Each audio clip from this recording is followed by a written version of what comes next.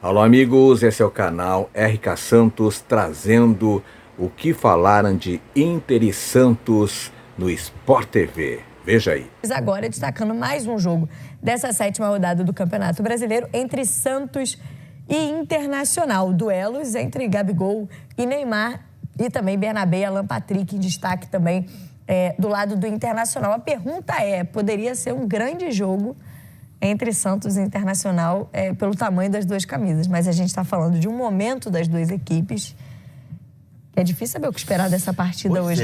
Mas eu discordo. Por isso que eu acredito no grande jogo. Todo mundo precisa vencer, né? Todo mundo com a corda no pescoço e tem alta tensão, o Inter lanterna do campeonato. Me arrisco a dizer, meio no chutômetro, que quem perder, perde o técnico também. Não? Eu acho que um dos aí, empatando, já um deles perde. É provável. Qual que você acha que está mais pendurado? Empatando tá mais pressionado, né? Dependendo da qualidade do jogo, os dois podem perder o técnico. Dependendo da qualidade Vida do jogo. de Pesolano e Vojvoda não tá fácil nesta quarta-feira. Não tá. E assim, do lado do Santos, eu tenho uma dificuldade muito grande de enxergar jogo, né? Qual é o padrão do Santos. De que jeito o Santos quer jogar. O Inter eu sei de que jeito quer jogar. Não tá dando certo. Mas a gente já sabe como é que é.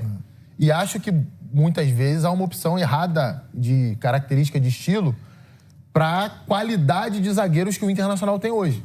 Acho que muitas vezes é um time que se expõe demais, colocando à prova em determinadas jogadas atletas que não estão vivendo o seu melhor momento ou que não estão prontos para isso ainda, né? Por exemplo, o Mercado hoje é o melhor zagueiro do Inter. O Mercado é um zagueiro que vai fazer 39 anos e que jogos de maior intensidade, troca de ataque rápido, ele não consegue dar a mesma resposta que já deu em outro tempo. Foi um excelente zagueiro anteriormente. Vitor Gabriel é um zagueiro muito instável. Dentro do mesmo jogo ele faz ótimas intervenções e de repente comete falhas assim bobas em jogadas. O outro zagueiro do elenco estava jogando é o Félix Torres. Que não conseguiu ainda mostrar no Brasil o que o levou à seleção equatoriana. O Bernabé do lado tem dificuldade na marcação. O último mas jogo tá o Bernabé jogou como de ponta, né? Não sei se hoje vai ser mas não dá, mano. Mas o Matheus Bahia ele não consegue jogar de lateral. Ele tem dificuldade para marcar flagrante. Só que no jogo teve a troca de novo, tirou o Matheus Bahia, botou ele de novo na lateral. E quando botou na lateral, o Ademir tinha entrado para jogar, fazer o jogo pelo lado direito, trouxe um trabalho enorme no time do Inter. Então eu tô com o Coutinho, assim.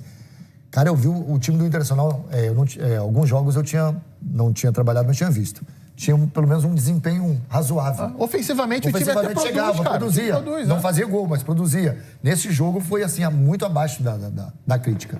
Na pegada, na disposição. O Guga tá falando aí, mas pode ser um grande jogo, porque são duas grandes camisas. Mas no jogo contra o Bahia, o Inter também precisava demais, mas não rende. E mesmo Santos e Corinthians foi um jogo ruim. Porque, além do momento, eu acho que eles têm credenciais para fazer um grande jogo de lado a lado, entendeu? Então, assim, são muitos jogadores especiais que não estão se encontrando coletivamente, dos dois lados. A gente destaca aqui no nosso tela essas dois setores de frente, né, dos dois times. Exato. O meia e o atacante, né? Quatro grandes jogadores. A gente tá falando de um time que tem Neymar e Gabigol que tá feito gols e do Alan Patrick com o Borré, que começou bem a temporada. Você tava vendo aquela foto ali, eu tava pensando que agora a gente fala muito do Neymar de seleção, né? Se o Neymar tivesse os números do Gabigol, provavelmente ele estaria na seleção. Porque... Não, e mesmo assim, a frequência, né? Jogando. O Rony já mostrou que em outros lugares que pode, né, trazer algo no jogo. Gabriel Menino num chute de média distância. Barreal geralmente tem boas atuações, jogou bem. Pois e o Inter também, né? Borré, Carboneiro, né? Um cara que tem drible, que tem finta. Enfim, eu acho que... Eu não sei se eu sou muito otimista. Eu olho para o jogo, apesar da posição na tabela, eu fico na esperança, na expectativa de ver uma boa partida. A gente tem os campinhos, né, para essa partida, porque também há desfalques, né, do lado do Santos, principalmente o desfalque para a temporada, que é do Vinícius Lira, né? O Escobar vai passar a ser o titular pelo lado esquerdo. E tem algumas novidades, né? O Oliva tem sido utilizado, o Lucas Veríssimo, a gente citou a situação lá no Oriente Médio, pode ganhar a vaga hoje já do Escobar. E, claro, há sempre a expectativa pelo Neymar, né? Teve em campo no duelo contra o Corinthians, no Clássico, e hoje jogando na Vila contra o Internacional. É mais um reforço importante para o Santos nessa partida. Lembrando que o Luan Pérez também está suspenso. É mais uma ausência, né, para o Vojvoda nessa partida. Do lado do Internacional, que a gente está mostrando aqui também, tem um meio-campo, a ausência ali, a gente está apostando, né, no Bruno Gomes, mas pela ausência do Paulinho.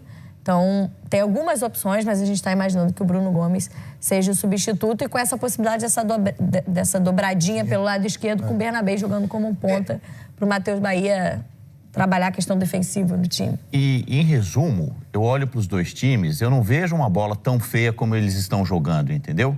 Individualmente. Você diz assim, de potencial. Olhando pelos times. Porque é muita gente em fase ruim.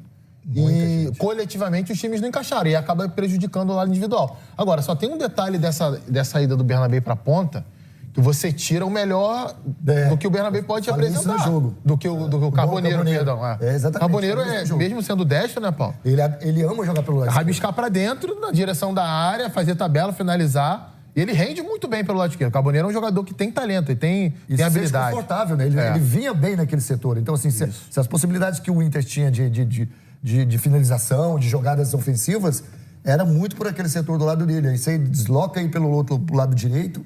E aí o Alan Patrick nesse jogo também foi bem abaixo do que ele joga. Foi uma das... Eu acho que nossa, cara, mas... Sequência também do Alan Patrick, né? Eu ia falar, eu tenho pena dele, porque ele é uma ilha. Não, ele é sozinho, exatamente. Então, assim, só que chega um momento, tanto que ele sai, tiram ele no jogo, o torcedor vai... Não sei se vai a substituição ou o Alan Patrick. Tem o peso de Grenal também, talvez, para o Alan Patrick, porque o primeiro jogo contra o Grêmio são 2 gols do Grêmio de bolas roubadas do pé do Alan Patrick, né? Até de uma maneira muito, muito fácil, enfim. Mas é o Internacional que a gente mostrou agora, uma temporada que vence um Grenal ali na fase ainda inicial do campeonato, de virada no segundo tempo. Depois, no Brasileirão, dá pra dizer que aquele empate com o Flamengo parecia um Inter... Jogou bem ali. Competitivo, né? Dentro da superioridade do adversário.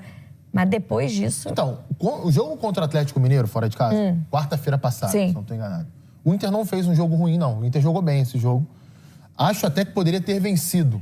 Só que finalizou muito mal as jogadas. Porque também tem esse detalhe no Inter em vários jogos da temporada. Esse jogo contra o Flamengo no Maracanã é um exemplo.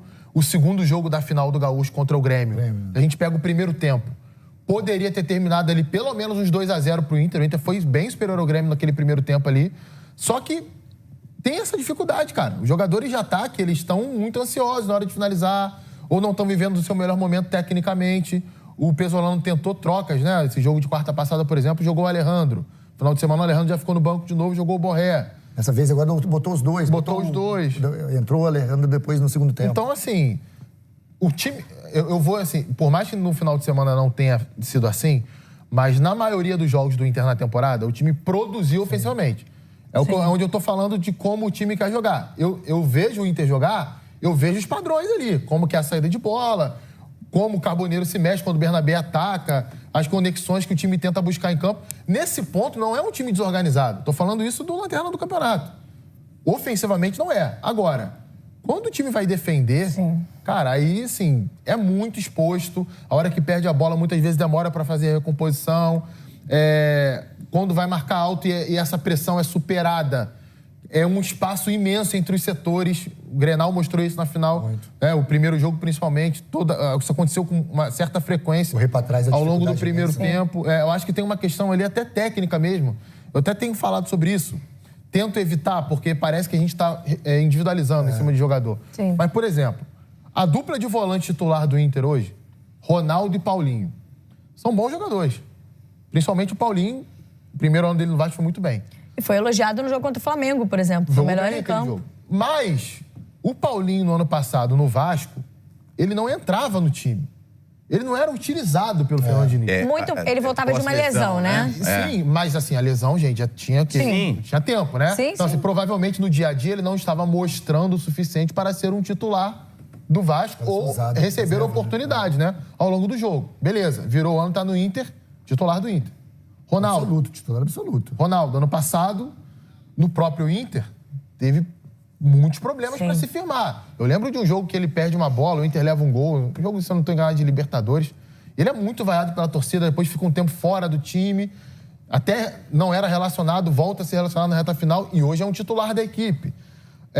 A zaga, você tinha o Vitão, cara, que é um baita de um zagueiro. Hoje está no elenco do Flamengo e entrando no time. Não teve reposição. O clube não tem dinheiro para isso.